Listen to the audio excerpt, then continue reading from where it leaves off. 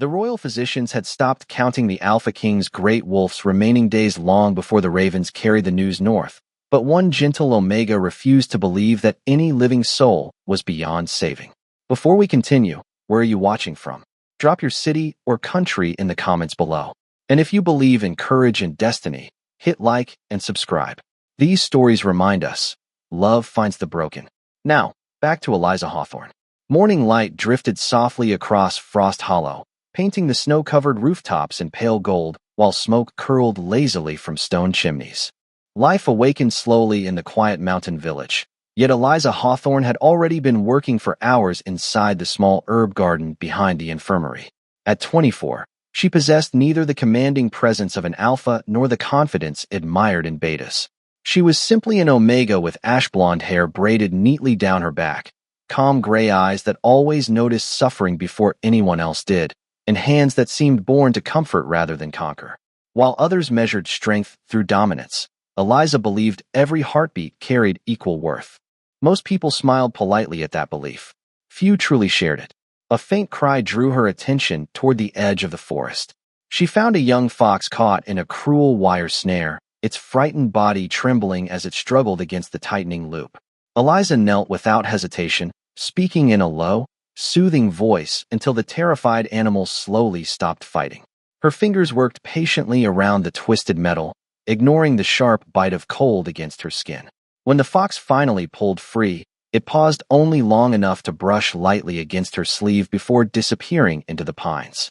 Watching it vanish, Eliza smiled with quiet relief.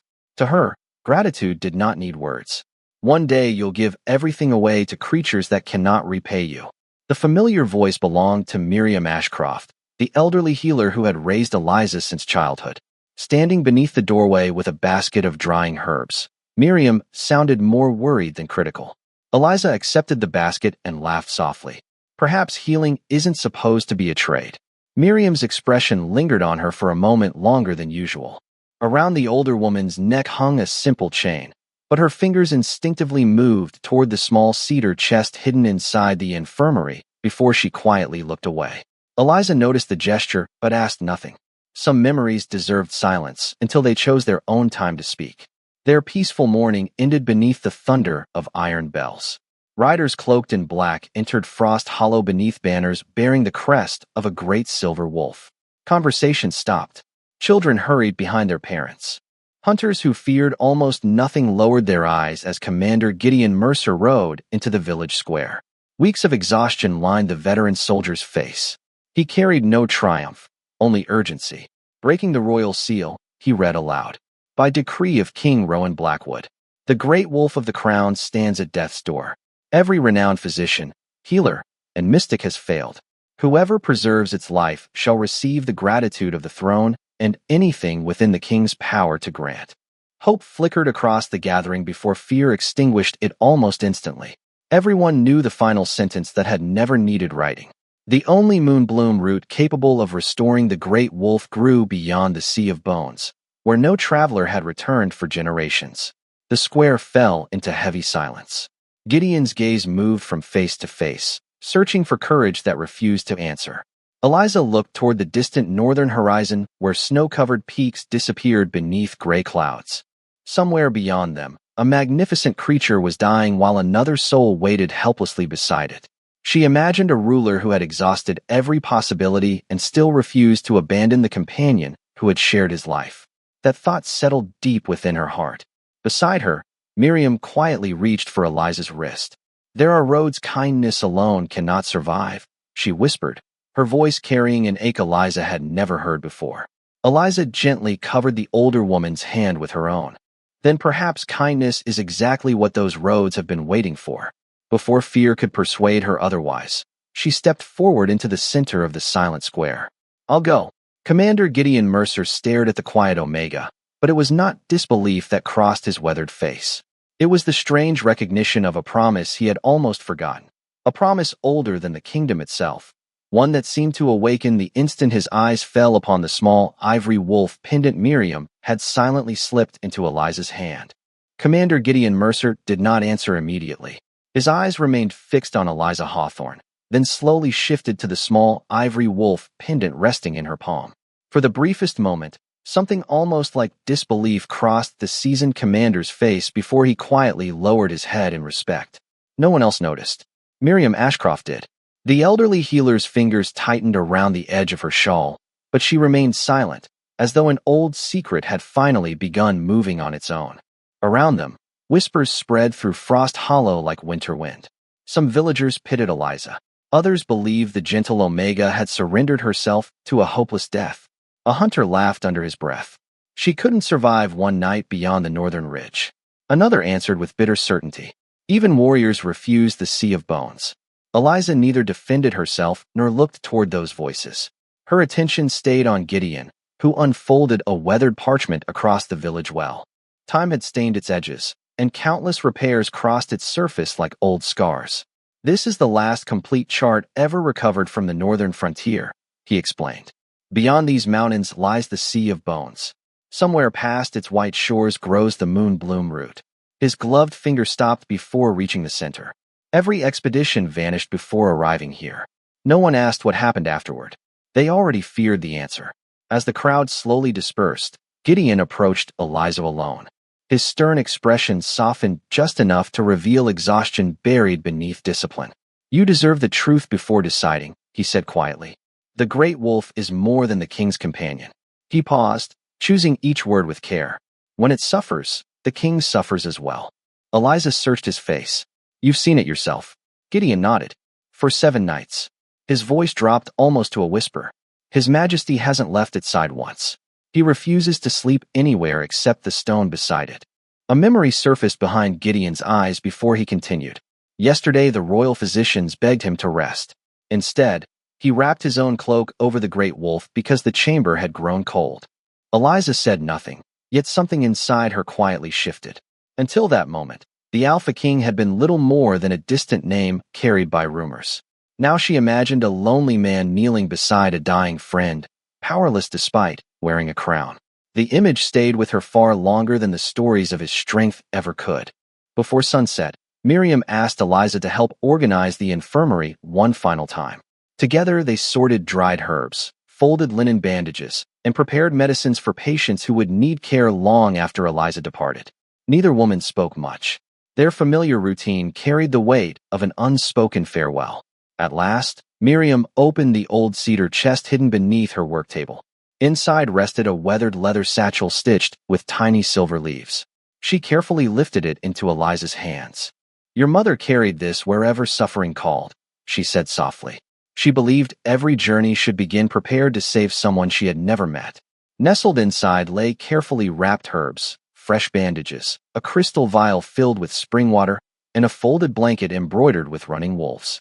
As Eliza reached for the blanket, Miriam gently stopped her hand and instead fastened the ivory pendant around her neck. "Keep this close," she whispered. "One day you'll understand why." Eliza smiled, sensing only love behind the mysterious gift. Dawn arrived beneath heavy gray skies.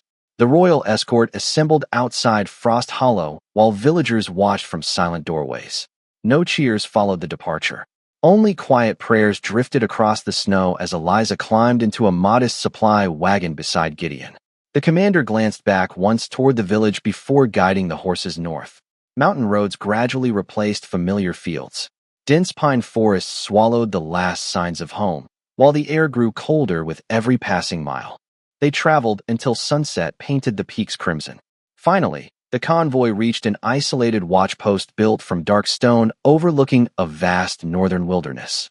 An elderly ranger emerged from the shadows carrying a lantern that flickered despite the still air.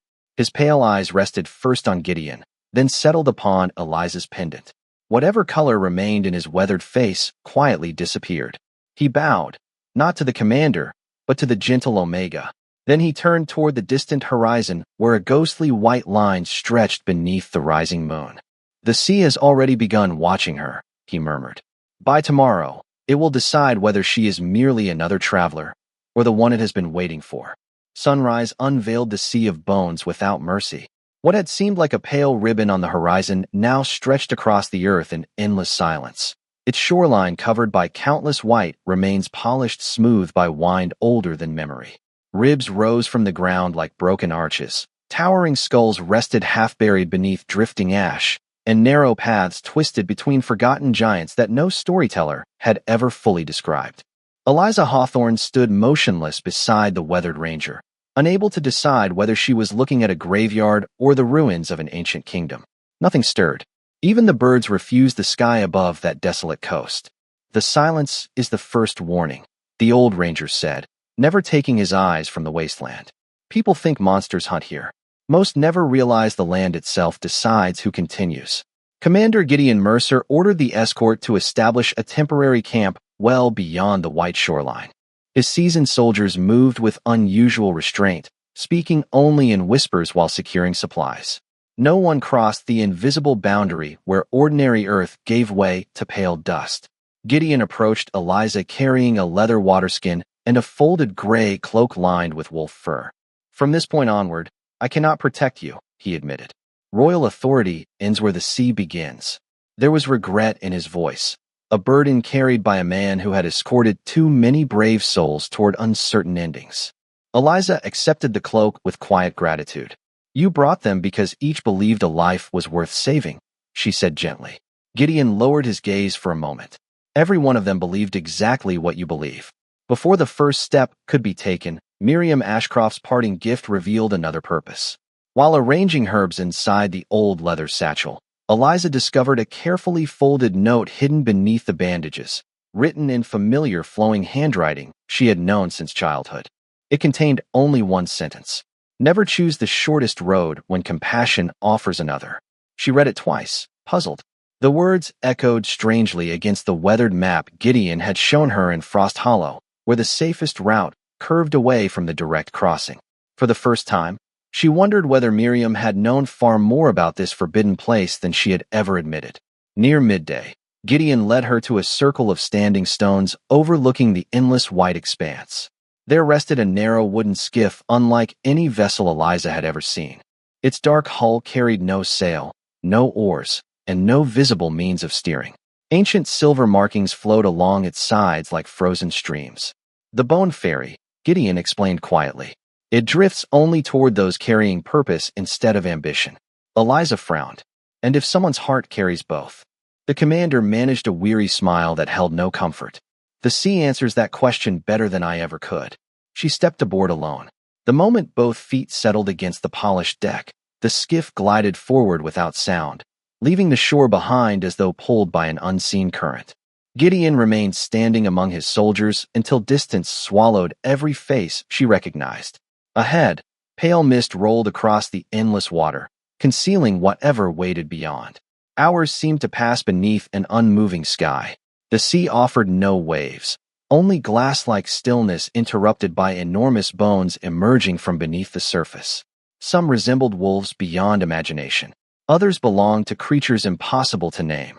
Eliza kept her breathing steady, resisting the strange sensation that countless unseen eyes observed every heartbeat. Then she heard it, a faint cry carried through the mist. Not the roar of a predator, nor the call of a bird. It was the frightened whimper of a small wolf cub. The sound came from somewhere beyond a cluster of towering ribs jutting from the water. Eliza's hands tightened around the satchel. Gideon's warning urged caution. Miriam's hidden message urged compassion. She could continue toward the Moonbloom route without delay, or follow the helpless voice into a place no map had marked. After only a heartbeat of hesitation, she guided the silent skiff toward the lonely cry, unaware that her first true choice within the sea of bones had already begun changing the path destiny intended for both her and the Alpha King's dying great wolf. The wolf cub's frightened cries led Eliza Hawthorne deeper into the sea of bones until the endless silence around her became almost unbearable. Towering ribs arched above the motionless water like the remains of forgotten titans, casting long shadows that swallowed even the pale afternoon light. The small skiff drifted without sound, following the trembling voice until a narrow island appeared through the silver mist. Curled beneath the shattered jaw of an enormous skeleton lay the tiny white cub, its front leg trapped beneath a slab of ancient bone. Though exhausted, it still tried to shield itself, tiny fangs bared against a world that had offered it only fear. Eliza stepped onto the island slowly, lowering herself several feet away before speaking. Her voice carried no command, only patience. Little by little, the cub's trembling eased.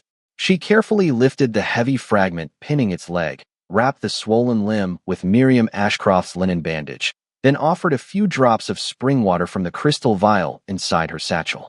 The cub drank eagerly before pressing its nose against her hand, a silent gesture of trust that warmed her heart more than any spoken gratitude ever could. Suddenly, the sea answered.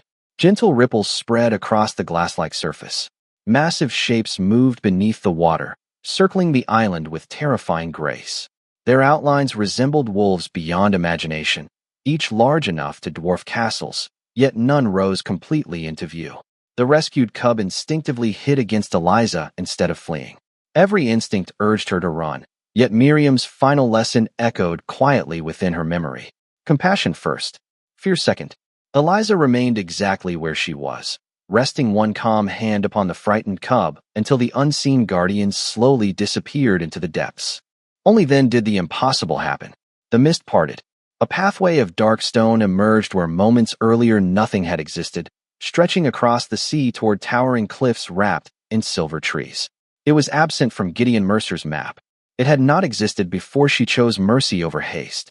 The cub limped a few steps onto the hidden trail before looking back expectantly. Eliza followed.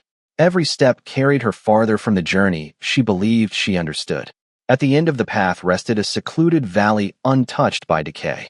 Crystal springs flowed beneath flowering branches, while soft light drifted between ancient trees whose leaves shimmered like moonlight trapped in glass. At its heart stood a forgotten sanctuary carved directly into white stone. Time had worn away much of its beauty, yet quiet dignity remained. The cub hurried inside without hesitation. Eliza entered cautiously and stopped beneath a circular chamber whose walls were covered with faded carvings. They depicted gentle healers standing beside magnificent wolves while crowned rulers watched from behind rather than before them. One mural drew her gaze immediately. A young woman wearing an ivory wolf pendant rested both hands upon the chest of a giant silver guardian. Beside them knelt a king, not receiving loyalty, but offering it. Eliza instinctively touched the pendant hanging around her own neck. The carved symbol matched perfectly. Before she could study it further, warm light spread across the chamber. Hundreds of tiny silver motes drifted through the air like quiet stars. From the deepest shadows stepped an elegant woman clothed in simple ivory robes, her silver hair falling freely across her shoulders. Age seemed unable to claim her completely. Her blue eyes carried centuries of quiet sorrow balanced by unshaken hope. She looked first at the pendant, then at Eliza herself, and smiled with unmistakable relief. At last, she whispered, as though greeting someone expected across countless lifetimes. The little cub settled peacefully beside her feet. My name is Evelyn Ward. She paused before taking one slow step forward. For longer than kingdoms remember, I have guarded this sanctuary, waiting for the first healer who would choose compassion before destiny. Eliza Hawthorne turned slowly toward the unseen speaker, her pulse steady despite the impossible discovery before her. From behind the sanctuary's crumbling altar emerged a woman whose age defied certainty. Her silver hair flowed loosely over a simple ivory robe, yet her posture carried quiet strength rather than frailty. Clear blue eyes rested on Eliza with gentle recognition instead of surprise. Beside her, the rescued wolf cub settled peacefully at her feet, as though it had completed a duty entrusted long ago. My name is Evelyn Ward, the woman said. I have watched this sanctuary longer than most kingdoms have existed. Eliza instinctively touched the carved pendant around her neck. You know this symbol. Evelyn nodded. Because I carved the first one. The answer raised more questions than it solved, but Eliza sensed no deception. Instead, the sanctuary itself seemed to breathe with an ancient stillness that quieted every fear she had carried across the sea of bones. Evelyn approached one of the faded murals and brushed away centuries of dust. Beneath her fingertips appeared the image of enormous wolves standing beside healers whose open hands glowed with quiet light. The great wolves were never beasts owned by kings, she explained. They chose companions whose hearts valued life above power. The Alpha Kings became their guardians, not their masters. Eliza's thoughts immediately turned to the dying companion awaiting her beyond the cursed wilderness. Then the great wolf can still be saved? She asked. Evelyn's expression softened, though sorrow dimmed her eyes. Yes, but not by herbs alone. She led Eliza through a narrow stone passage hidden behind trailing vines until they reached a spring so perfectly clear that every pebble beneath the surface shimmered like polished crystal. Growing beside the water stood a single moonbloom root, its pale blossoms unfolding beneath shafts of silver light exactly as Gideon Mercer had described. Relief washed through Eliza. She had found what countless others never reached. Yet Evelyn made no move to gather it. Instead, she knelt beside the spring and cupped its water between weathered hands. "Every healer who came before you believed this flower was the answer," she said quietly. Each returned with hope in their hands and despair in their hearts. They never understood that the root awakens only when carried by someone willing to surrender something that cannot be replaced. Eliza remained silent. Deep inside, she already feared the truth hidden within those words. Evelyn finally met her eyes. Healing demands balance. To preserve one sacred life, another precious gift must be freely offered. No force can claim it. No bargain can reduce its cost. The sanctuary fell silent except for the gentle murmur of flowing water. Eliza looked down at her own hands, remembering every frightened patient she had comforted, every lonely creature she had refused to abandon, every lesson Miriam Ashcroft had quietly planted within her heart. She had crossed impossible ground believing courage alone would be enough. Now she understood that compassion carried a price far greater than fear. "What must be given?" she whispered. Evelyn reached forward and rested 2 fingers lightly against the center of Eliza's chest. "The blessing that allows you to soothe suffering." Eliza's breath caught. That quiet gift had defined her entire life. Without it, she could never again calm pain with a touch, ease another's final moments, or heal as Miriam had taught her. She would save the great wolf, but forever lose the very part of herself that made such a journey possible. Tears gathered in her eyes, not from reluctance, but from the sudden weight of goodbye. The little wolf cub limped closer and gently pressed its head against her leg, as if sensing the choice before her. For several long moments, she closed her eyes, hearing Miriam's voice echo softly within memory. Every healer should travel prepared to save strangers they had not yet met. When Eliza opened her eyes again, uncertainty had disappeared. "If one life can preserve countless others," she said with quiet conviction, "then my gift has already fulfilled its purpose." Evelyn bowed her head with profound respect rather than celebration.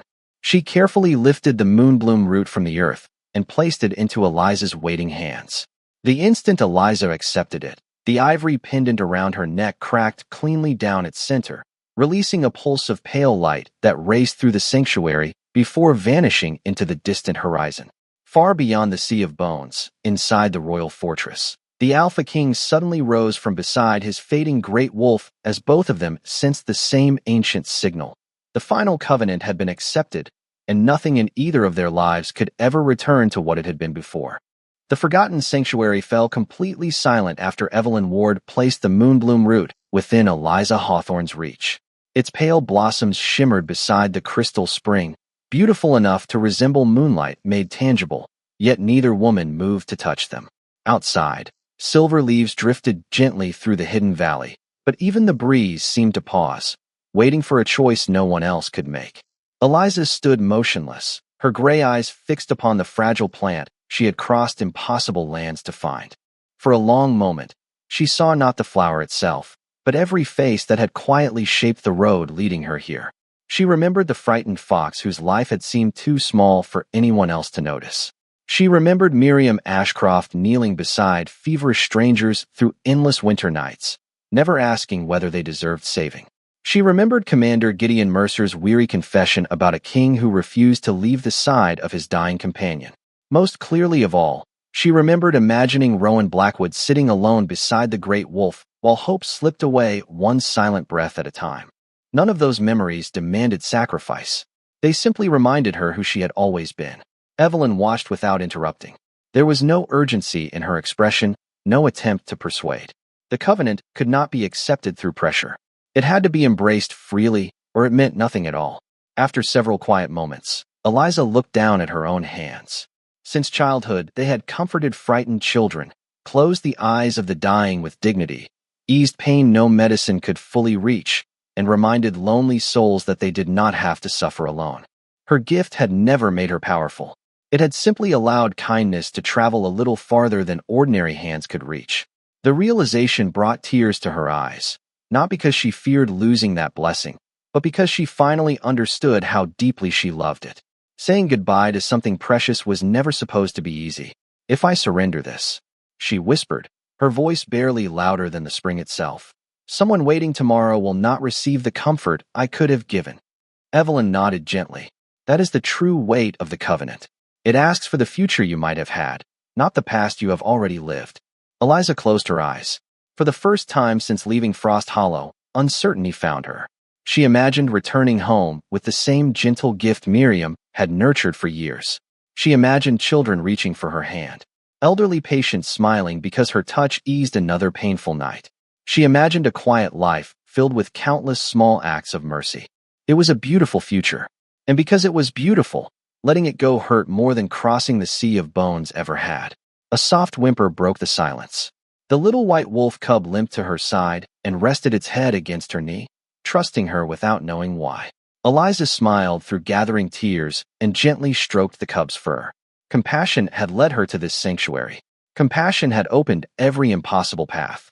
If she walked away now simply to preserve the gift she treasured most, she would no longer be the woman who had crossed the sea in the first place. Slowly she wiped away the tears and met Evelyn's calm gaze.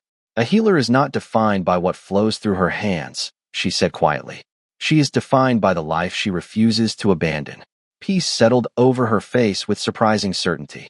She reached forward and lifted the moonbloom root from the earth. The instant her fingers closed around its glowing stem, warmth rushed from the center of her chest through both arms like the final embrace of an old friend. She felt every memory carried within her healing gift pass gently through her heart before fading into quiet light. The ivory wolf pendant hanging around her neck cracked cleanly down the center. A pulse of silver radiance swept through the sanctuary, raced across the sea of bones, and disappeared into the northern sky. Far beyond the cursed waters, inside Blackwood Fortress, Rowan Blackwood suddenly lifted his head as the great wolf's weary eyes opened for the first time in days. Neither understood what had changed. Both knew only one undeniable truth. Somewhere beyond the horizon, someone they had never met had just chosen to carry part of their burden. The first howl shattered the silence before Eliza Hawthorne ever saw Blackwood Fortress. It rolled across the sea of bones with such unbearable sorrow that the heartstone in her hands blazed like a living star. A second cry answered it immediately, not from another wolf, but from a man. Different voices. The same pain. The silent skiff cut through the final curtain of black mist, revealing the towering fortress rising above frozen cliffs. Waiting on the shoreline stood Commander Gideon Mercer and a line of royal guards, yet none reached for their weapons. Their eyes were fixed on the immense silver figure struggling through the mist behind Eliza. The great wolf could barely remain standing. Dark veins crawled beneath its once radiant coat, each step slower than the last, each breath sounding painfully earned. Still, when it reached Eliza, it lowered its massive head beside her shoulder with complete trust. Gideon removed his helmet without hesitation. One by one, every soldier followed his example. Respect spread through the ranks in absolute silence. High above them, Rowan Blackwood appeared on the fortress bridge. For days he had refused food, refused sleep, refused every order given to him by his own physicians. His black coat hung loosely from tired shoulders, silver eyes shadowed by grief rather than authority. Then he saw the great wolf. Hope returned so suddenly that it almost hurt to witness. Rowan did not wait for guards to lower the bridge completely. He crossed the unfinished span and descended the icy rocks alone, slipping more than once before reaching the creature that had stood beside him since childhood. The great wolf collapsed just as he arrived. Rowan caught its enormous head before it struck the frozen ground, pressing his forehead gently against its silver fur. "I'm here," he whispered, his voice breaking. "You don't have to carry this alone anymore." The guardian answered with the faintest movement, lifting one heavy paw until it rested weakly across Rowan's arm. The gesture lasted only a heartbeat, yet it carried more love than words ever could. Eliza stopped a few steps away, unable to interrupt what felt almost sacred. Only when the heartstone floated upward on its own did Rowan finally look toward her. Their eyes met for the first time. No introductions were needed. She recognized the loneliness Gideon had described. He recognized the exhaustion of someone who had crossed impossible lands for a stranger. Between them, the Heartstone released two brilliant silver threads. One flowed into Rowan, the other into the Great Wolf. Then, slowly, a third emerged from Eliza herself. Rowan stared in stunned silence. "No," he breathed. "The Covenant was never meant to claim you." Before Eliza could answer, the ancient voice echoed across the shoreline, gentle yet impossible to ignore. The Covenant was never created to choose one life over another. It was created to end the choosing forever. In an instant, forgotten memories burst from the Heartstone. Ancient kings, great wolves, endless generations sharing the same burden because no heart had ever refused the impossible choice.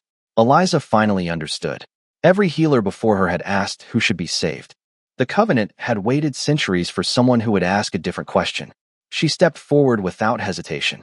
"No one dies today," she whispered. Rowan caught her wrist before she could reach the Heartstone. His grip was firm but trembling.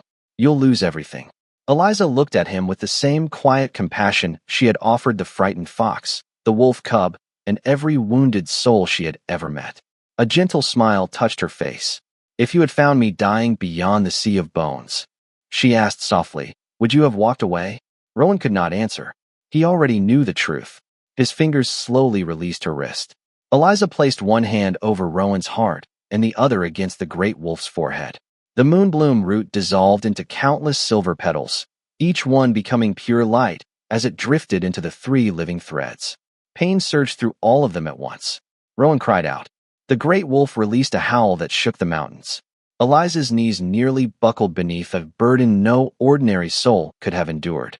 Still, she refused to let either hand fall away. Then the impossible happened. Instead of flowing from one life into another, the darkness unraveled. The curse did not seek a new host. It simply ceased to exist, dissolving beneath the compassion that had refused to sacrifice one innocent to save another. Warm sunlight burst through the storm clouds, bathing the shoreline in golden light. The black veins disappeared from the great wolf's coat. Rowan's breathing steadied. The three silver threads dissolved into thousands of tiny stars that drifted upward before vanishing into the morning sky. Exhausted beyond strength, Eliza collapsed forward.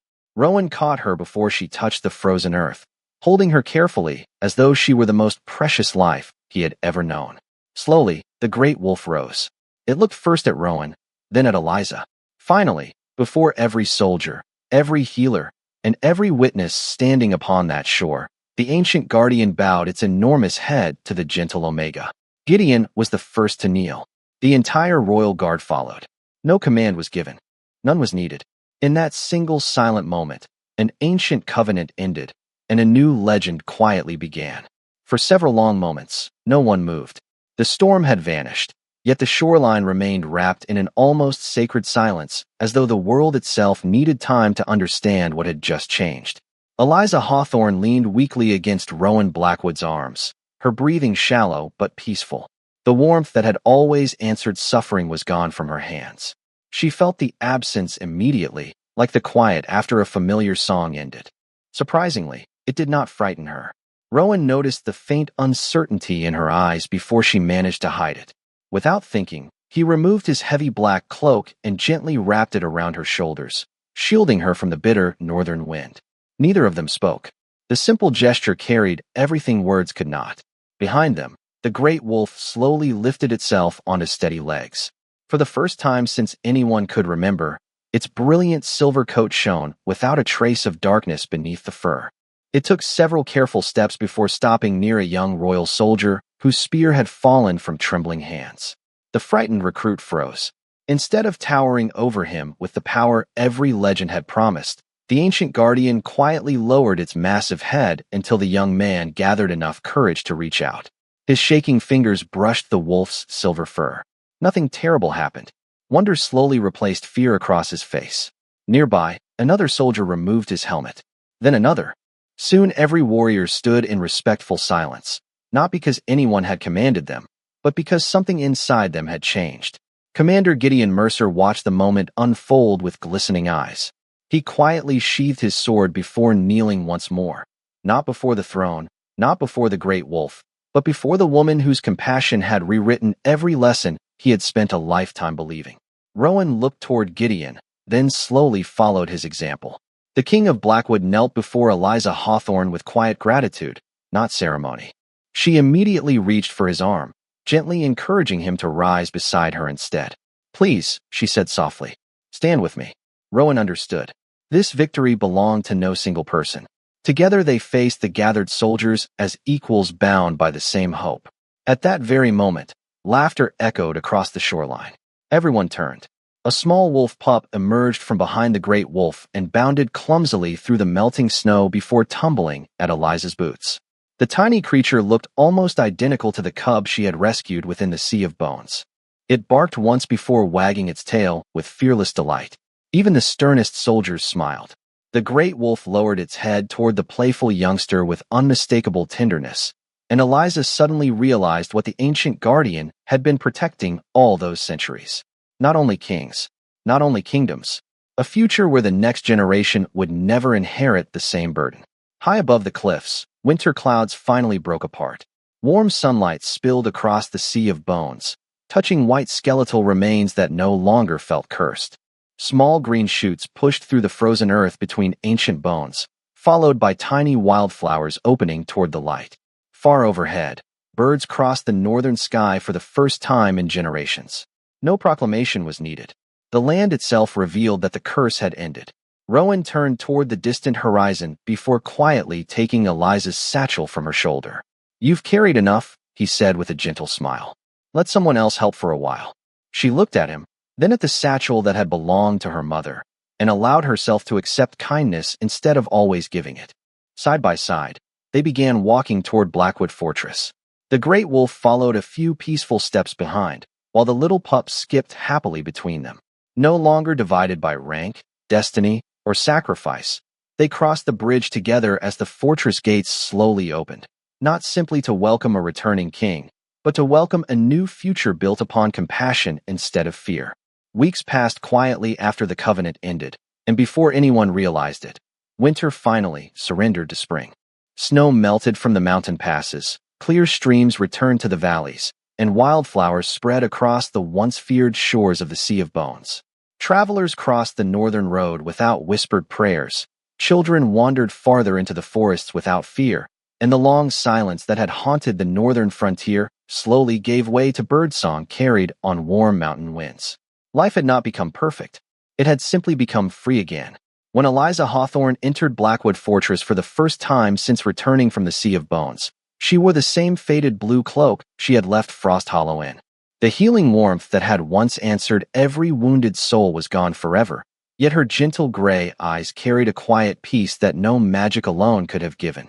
The great wolf crossed the royal courtyard ahead of King Rowan Blackwood. Hundreds of soldiers instinctively straightened, expecting the ancient guardian to stand beside the throne as every legend had promised. Instead, the magnificent creature continued walking until it reached Eliza. With unmistakable affection, it rested its enormous silver head against her shoulder before closing its brilliant blue eyes. For one long moment, no one moved. Then Commander Gideon Mercer slowly removed his helmet. One by one, every soldier followed. No order was spoken. Respect had simply found a new place to rest. Rowan opened the weathered journal recovered from the oldest chamber beneath the royal library. Only one unfinished sentence remained upon its final page. "When compassion crosses the Sea of Bones, the covenant shall remember why it was created." He read the words once before quietly closing the book. There was nothing left to explain. The promise had already been fulfilled. A few days later, Miriam Ashcroft arrived from Frost Hollow. She took Eliza's hands into her own, searching them for the familiar healing warmth that had comforted so many through the years.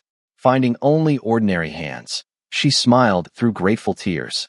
"They're still the hands I raised," she whispered. "Only now, they remind people that kindness never depended on magic." Eliza embraced her without speaking. Some truths were too precious for words. As spring deepened, change revealed itself through simple moments rather than royal proclamations. The old infirmary in Frost Hollow welcomed apprentices from every province, whether Alpha, Beta, or Omega. Young healers learned beside seasoned warriors, discovering that courage sometimes carried a sword and sometimes carried nothing more than patience. Rowan traveled often without announcing his title, helping rebuild forgotten villages, listening more than he spoke, and earning respect not because he wore a crown, but because he had finally learned to walk among his people. Eliza refused every noble title offered to her. She continued carrying Miriam's weathered satchel from village to village, comforting frightened children, tending the lonely, and reminding those who had lost hope that no life was ever too small to matter. The great wolf was often seen watching quietly from distant ridges, while the playful young wolf pup raced through fields of wildflowers nearby, chasing butterflies instead of shadows. It would grow up in a world where ancient guardians no longer had to suffer for the mistakes of the past. 1 year later, Rowan and Eliza stood together upon the cliffs overlooking the Sea of Bones. The endless wasteland she had once crossed had become a valley alive with flowers dancing beneath the morning sun. The great wolf rested peacefully nearby, its watch no longer burdened by pain, but guided only by choice. A gentle rustle came from the tall grass. The little red fox Eliza had freed on the morning everything began stepped quietly into the light. It paused beside her boots, looked up with calm, familiar eyes, and softly brushed against her hand before disappearing once again into the blooming hills. Rowan smiled as he watched it vanish into the distance. Eliza looked toward the endless horizon where sea, sky, wolves, and wildflowers had become one peaceful landscape, and her smile answered his without a single word. Long after the names of kings had faded into history, people still remembered the gentle Omega who crossed the Sea of Bones to save the Alpha King's dying great wolf. Yet those who knew the whole story remembered something even greater. She had not crossed the sea to become a legend. She crossed it because one life was enough to make the journey worthwhile. And by choosing compassion over fear, she gave an entire kingdom the future it had almost forgotten was possible.